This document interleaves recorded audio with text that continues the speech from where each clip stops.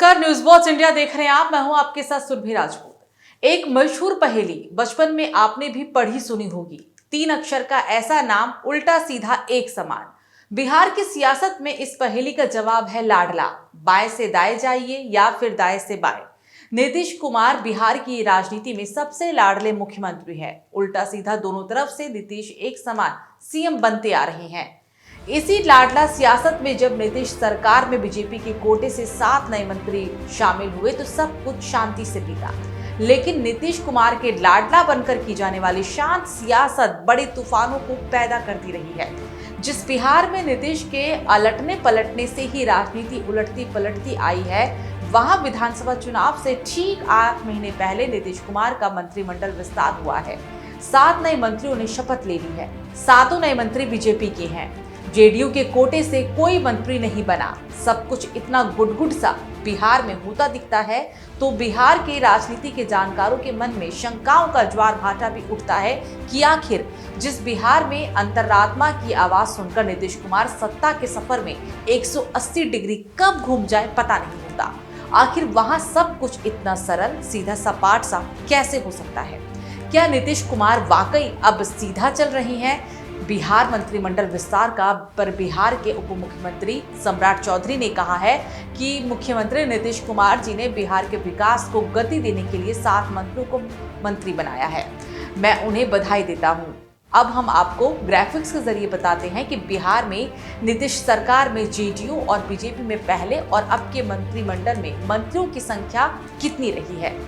मंत्रिमंडल में घटी है जेडीयू की संख्या। जेडीयू के मंत्री और बीजेपी के मंत्रियों की हम आपको संख्या बताते हैं। जेडीयू के मंत्रियों की संख्या है 2005 में 19, 2010 में 20 और 2017 में 15। अब बीजेपी के मंत्रियों की संख्या आपको बता देते हैं। साल 2005 में ये संख्या 7 थी, साल 2010 में ये संख्या 11 हुई और साल 2017 में ये संख्या 13 हुई। लेकिन क्योंकि 2022 में जब विधानसभा के चुनाव हुए तो उस दरमियान जब गठबंधन हुआ और ये गठबंधन हालांकि सरकार बनने के बाद हुआ था, तो अब ये संख्या जो है वो बीजेपी के कोटे में 21 है। तो वहीं अगर जेडीयू की बात की जाए तो ये संख्या 13 पर है। उप मुख्यमंत्री सम्राट चौधरी विकास की रफ्तार और नीतीश कुमार का जोड़ 7 मंत्रियों की शपथ में बताते हैं। लेकिन नीतीश कुमार से जब सवाल होता है तो बधाई से ज्यादा कुछ नहीं बोलते। मीडिया के सवाल पर बस वो ये कहते सुने जा सकते हैं कि सभी को बधाई। मुख्यमंत्री ही जब अपने मंत्रिमंडल के विस्तार पर बधाई के सिवाय कुछ ना बोले तो ये खटकता है। पहले कुछ लोगों के मन में ये सवाल आया कि बीजेपी कोटे से ही मंत्री क्यों बन रहे हैं, नीतीश कुमार की पार्टी से क्यों नहीं। तो सबसे पहले आप इसी का जवाब यहाँ पर समझ लीजिए। बिहार विधानसभा और कैबिनेट का गणित आपको समझाते हैं। बिहार में जेडीयू के 45 विधायक हैं, बीजेपी के अभी 80 विधायक हैं।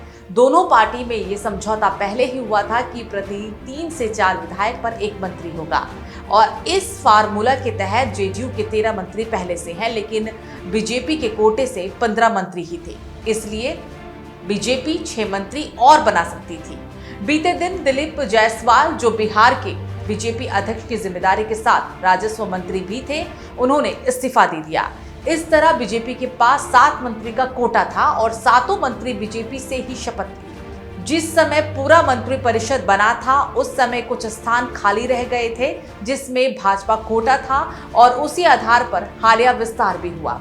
इसमें कुछ नया नहीं है। अब आपको ये भी समझ आ गया होगा कि 7 मंत्री बीजेपी से बनने में कोई खटपट नहीं है। आंकड़े बताते हैं कि 20 साल पहले जिस जेडीयू में बीजेपी से 2 गुना से ज्यादा मंत्री सरकार में होते थे, 2 गणित अब पूरी तरह पलट चुका है। 2020 में जेडीयू के 19 मंत्री थे और बीजेपी के 7। साल दर साल जेडीयू के मंत्री घटते गए, बीजेपी में बढ़ते गए। आज स्थिति ये है कि नीतीश कुमार की कुर्सी समेत 13 मंत्री उनकी अपनी सरकार में ही है और बीजेपी के 21 मंत्री हो चुके हैं, क्योंकि बीजेपी के विधायक जेडीयू से कहीं ज्यादा भी हैं। नीतीश कुमार इस बात को अच्छी तरह समझ रही हैं कि सीटें कम होने से ही अब बीजेपी धीरे धीरे बड़े भाई वाली भूमिका में भी आने लगी है। नीतीश कुमार के मन में अब क्या सवाल चल रहा होगा, ये अब हम आपको समझाने की यहाँ पर कोशिश करेंगे। ऐसे में क्या नीतीश कुमार को लगता है कि 7 नए मंत्री सरकार में लाकर बीजेपी ने जाति क्षेत्र के उस गणित को साध लिया है जिससे बीजेपी को और ज्यादा चुनाव में फायदा हो सकता है? बीजेपी का ज्यादा फायदा मतलब कि क्या सीटें फिर से ज्यादा बीजेपी पाई तो मंत्री पद घटते घटते जेडीयू का मुख्यमंत्री पद भी यहां पर घट सकता है। नीतीश कुमार के सामने महाराष्ट्र का ही उदाहरण है, जहां शिंदे पहले कम सीटों के बावजूद सीएम रहे, लेकिन अब की बार मुख्यमंत्री का चेहरा घोषित नहीं था। नतीजे बीजेपी के हक में बम्पर आए। मुख्यमंत्री देवेंद्र फडणवीस बने, एकनाथ शिंदे डिप्टी सीएम बने। वैसे ही बिहार में अब इस बात की गारंटी फिलहाल किसी ने नहीं दी है कि 2025 में गठबंधन जीता तो मुख्यमंत्री नीतीश कुमार ही बनेंगे। और तब क्या नीतीश के मन में आज की शपथ के बाद कुछ हलचल हो सकती है, क्योंकि 2005 के विधानसभा चुनाव में जेडीयू और बीजेपी ने गठबंधन में चुनाव लड़ा।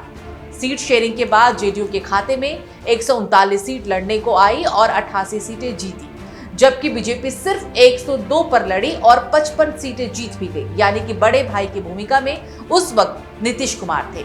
अगर बात 2010 चुनाव की जाए तो जेडीयू ने 141 सीटों पर चुनाव लड़ा और 115 सीटें वो जीत भी गई, जबकि बीजेपी ने 102 सीटों पर चुनाव लड़ा और 91 सीटें जीती। 2010 में भी बड़े भाई की भूमिका में यहां पर भी नीतीश कुमार ही थे। 2015 की अब हम बात कर लेते हैं। विधानसभा चुनाव के दरमियान नीतीश कुमार महागठबंधन के साथ मिलकर चुनाव लड़े। जेडीयू को लड़ने के लिए 101 सीटें मिली, जीत भी 71 सीटों पर मिली, यानी कि सीट नीतीश की घटने लगी वहां पर। 2020 की बात हो जाए तो विधानसभा चुनाव में एक बार फिर से नीतीश कुमार एनडीए के झंडे तले लड़े।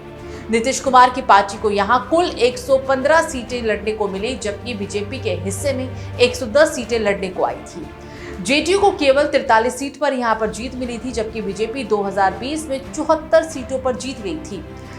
साल से भले लेफ्ट राइट दोनों हाथ से खेलते हुए मुख्यमंत्री पद वाली बैटिंग नीतीश कुमार कर रहे हो, लेकिन अब उनकी सीटें यहां पर घटने जरूर लगी है। और तब जिन नए 7 मंत्रियों को बीजेपी ने नीतीश सरकार में शामिल कराया है, उन्हीं का जाति और क्षेत्र का गणित केवल विरोधी लालू नीतीश ही नहीं बल्कि साथ ही नीतीश कुमार के माथे पर भी पसीना लाने वाला है। इस खबर पर क्या है आपकी राय? आप हमें कमेंट सेक्शन में जरूर बताएगा। इस खास पेशकश में फिलहाल हमारे साथ इतना ही। आप देखते रहिए न्यूज़ वॉच इंडिया। नमस्कार।